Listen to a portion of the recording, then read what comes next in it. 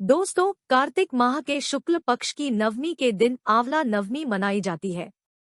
इसे अक्षय नवमी भी कहा जाता है, क्योंकि इस दिन किया गया कोई भी शुभ कार्य अक्षय फल देने वाला होता है, अर्थात उसके शुभ फल में कभी कमी नहीं आती।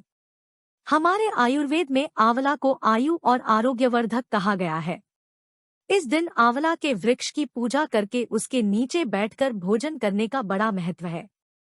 माना गया है कि इससे वर्ष आयु आरोग्य बना रहता है। इस दिन आंवला के फल का सेवन किया जाता है। आइए जानते हैं आंवला नवमी से जुड़ी बातें, इसका महत्व और इस दिन किए जाने वाले उपायों के बारे में। आंवला नवमी का महत्व। आंवला नवमी का महत्व इसी बात से समझा जा सकता है क्योंकि इसी दिन द्वापर युग का प्रारंभ हुआ था, जिसमें स्वयं भगवान श्री कृष्ण ने जन्म लिया था। आंवला नवमी के दिन ही भगवान श्री कृष्ण ने वृंदावन गोकुल की गलियां छोड़कर मथुरा प्रस्थान किया था। इस दिन उन्होंने अपनी बाल लीलाओं का त्याग करके कर्तव्य के पथ पर पहला कदम रखा था। इसी दिन से वृंदावन की परिक्रमा भी प्रारंभ होती है। आंवला नवमी का व्रत संतान और पारिवारिक सुखों की प्राप्ति के लिए किया जाता है। यह व्रत पति पत्नी साथ में रखे तो उन्हें इसका दोगुना शुभ फल प्राप्त होता है। आंवला नवमी के दिन स्नान आदि करके किसी आंवला वृक्ष के समीप जाएं।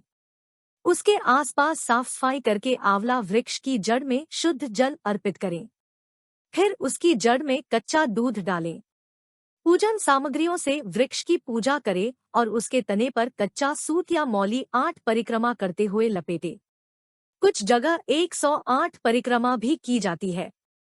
इसके बाद परिवार के सुख समृद्धि की कामना करके वृक्ष के नीचे ही बैठकर परिवार मित्रों सहित भोजन किया जाता है। आंवला को वेद पुराणों में अत्यंत उपयोगी और पूजनीय कहा गया है। आंवला का संबंध कनकधारा स्तोत्र से भी है। आंवला नवमी और शंकराचार्य की कथा। एक कथा के अनुसार एक बार जगतगुरु आदि शंकराचार्य भिक्षा मांगने एक कुटिया के सामने रुके। वहां एक बूढ़ी औरत रहती थी जो अत्यंत गरीबी और दयनीय स्थिति में थी। शंकराचार्य की आवाज सुनकर वह बूढ़ी औरत बाहर आई। उसके हाथ में एक सूखा आंवला था। वह बोली, महात्मन, मेरे पास इस सूखे आंवले के सिवाय कुछ नहीं है जो आपको भिक्षा में दे सकूं। शंकराचार्य को उसकी स्थिति पर दया आ गई और उन्होंने उसी समय उसकी मदद करने का प्रण लिया।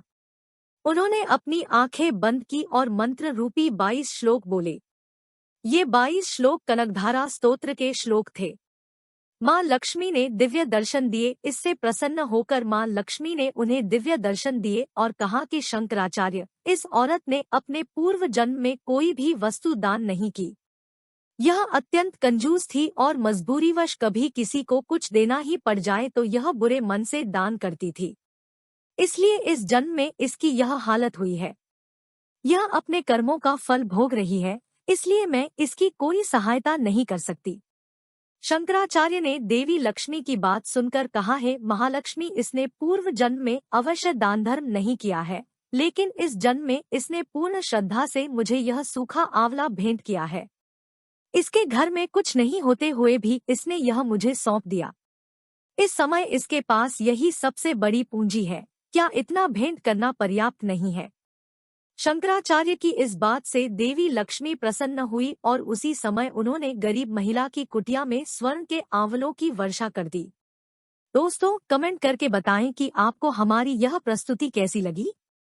पसंद आई तो इसे लाइक और शेयर करें तथा चैनल को सब्सक्राइब करके मेरा मनोबल बढ़ाएं। नमस्कार दोस्तों।